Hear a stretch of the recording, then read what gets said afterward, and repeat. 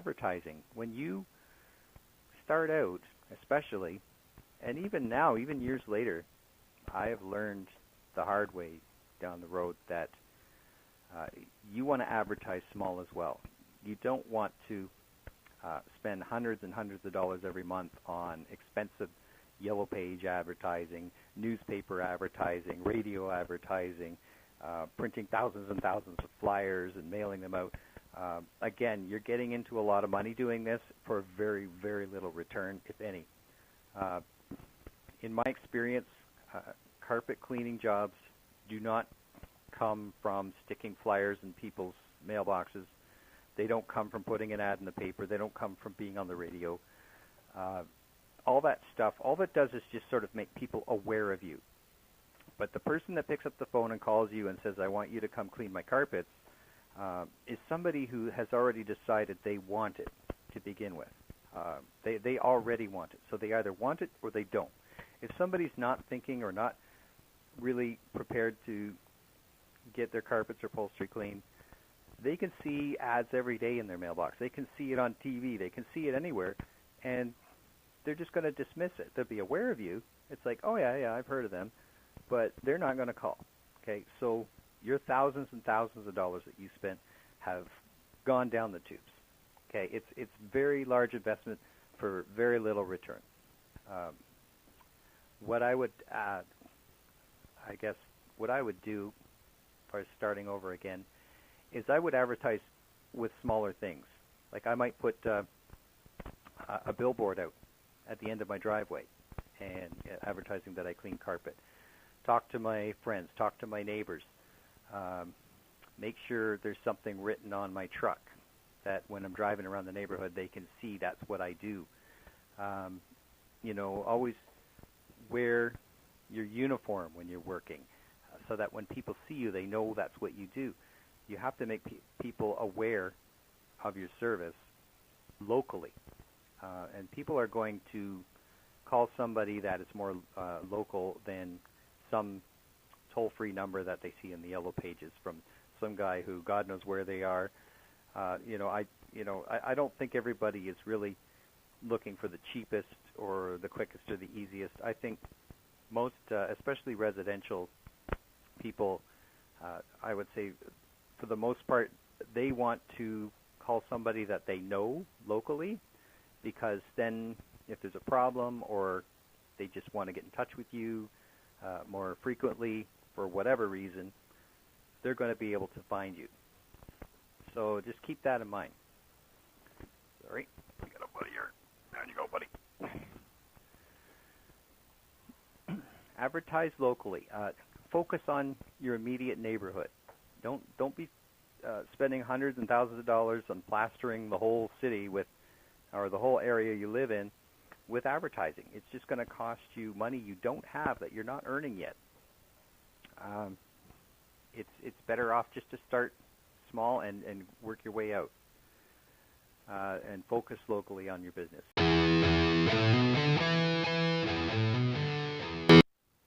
The other thing I was mentioning was your image, and this ties in with it as well. You want people to know what you do at a glance. So I do recommend going out and getting some sort of uniform set up.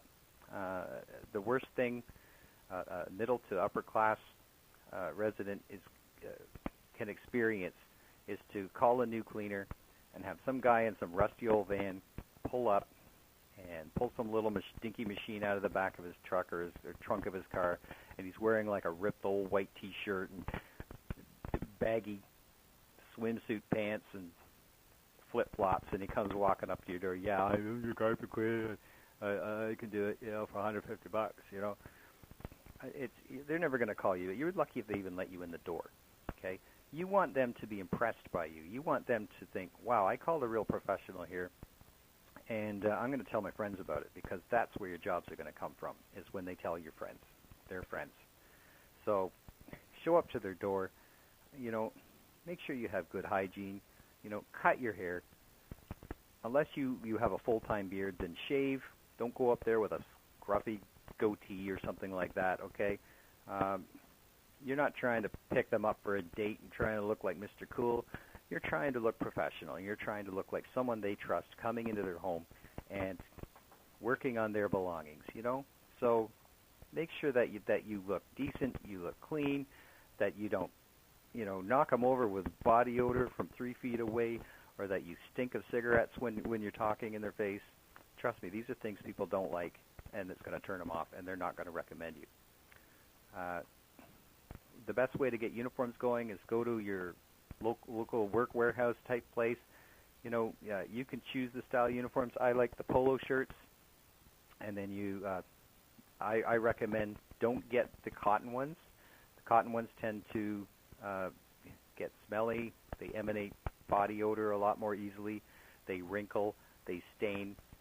I don't recommend getting those. I recommend getting more of a polyester cotton blend. These are 60% polyester, 40 poly.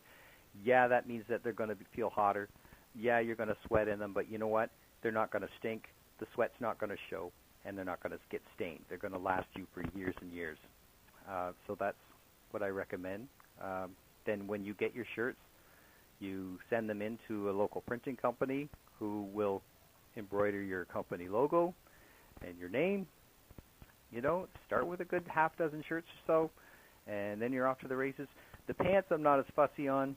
I don't think wearing swim trunks or khaki shorts or something like that are the best way to go.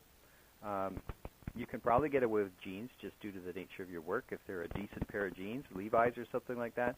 Or if you really want to look uniform, you can get your work pants, you know, your polyester dark blue or black or whatever color you want to go with. Get your work pants that match, and you can have the whole uniform thing going. A belt looks really nice if you're going to go that way too. Whether you're or not you're used to wearing a belt, it just ties it all together. Looks good. Make sure you select a comfortable shoe, but is still sturdy enough to work, and not too much tread on them, because heavy tread's just going to track dirt or leave marks all over the carpet when you're done. So you want something that when you're done a job and you need to tiptoe across the carpet quickly to get something or move something, you're not going to mess it up and have to start all over again. So make sure you don't get too heavy of a tread. So image is very important, and all that, you know, uniform stuff, it's something you should really focus on as well.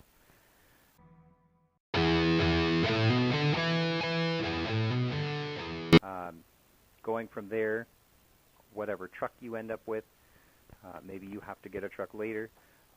It's pretty easy to finance a new truck, and most people start with a van. That's what I would recommend. Even if you live in a dry climate, you know, getting a pickup truck, your equipment is not protected.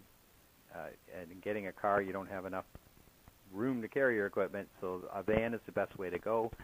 Most people like to get an old used van, but again, you're going to run into maintenance problems down the road, so I don't always recommend that. But hey, that's up to you. So you get your van. Like cars are, it's cheaper to buy a car nowadays new, or a van new, than it is to buy a used one. A used one, you have to come up with all the money now. Well, you could be using that money to run your company or to live on while you're getting your company up and going. So why blow thousands and thousands of dollars on a van? Get your financing set up. Now you can work out a budget with your company, and you know as you're making your jobs, you have to budget for your payments. Now you have a new van. It's going to run when you get into it. It's going to look good for your customers. It's going to be reliable. It's going to last you many more years. Get that van lettered up, or if you can afford it, go for the full wrap. Make sure you put a lot of time into thinking about what is a good wrap. Keep it simple. Remember, people want to know everything you do at a glance. People don't like reading lists or long paragraphs of writing. You know, you don't want to put too much verbiage on your van. Nobody has time to sit there and read all that. They just want to know what you do and what your phone number is at a glance as you're going by. That's good enough. And then you can go with graphics or whatever after if you want, depending on how far you want to go with that. But the better your van looks with you stepping out of it in your uniform, the better impression you're going to make on your customers.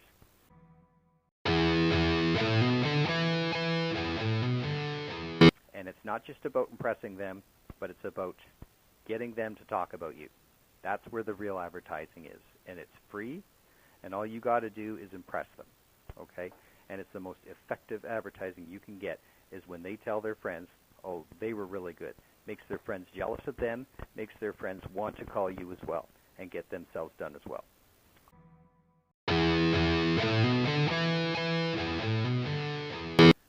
Now, once you get all that going and you start doing some jobs, people are going to start handing you checks for doing your work, and that's awesome. The biggest mistake most people that start a new business make is they don't realize in their head they're not thinking like a business owner yet. They're still thinking like an employee because they've always been an employee.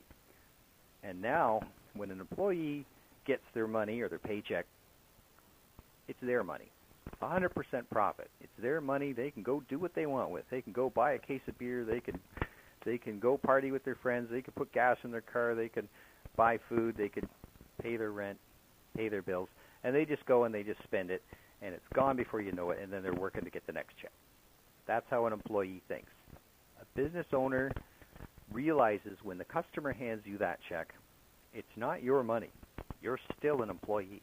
You're an employee to your company, all right? You work for them. That check belongs to your company.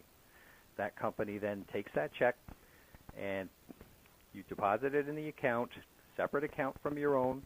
It's a company account, and it uses that money to pay its expenses, its taxes, its insurance, its wages.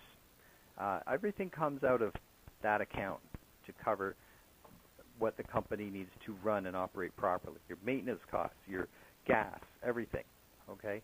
And if you don't put that money in there, you will not be able to cover any of that stuff. And it's all coming now out of your pocket. And that's going to hurt you, okay? You will never have enough to cover it. You need to make your company strong. Remember I said before, you're planting a small seed, or your infant, your baby was just born and you have to grow it. Well, if you have a baby and you never feed the baby, what's going to happen? The baby's going to starve to death. Same thing with your business. So when you get that check, you have to remember that is not your money. Even if they hand you cash, if they hand you a check, if they use a credit card, doesn't matter how they pay you, it is not your money. It belongs to your company. After all that stuff is taken care of by your company, if there's anything left over, maybe they can cut a little paycheck for you, and you can work that out later. Chances are when you're first starting out for the first few years, there may not even be a paycheck for you. Okay, you've got to cover all your company expenses first, and then hopefully one of those expenses can be your wage, your salary.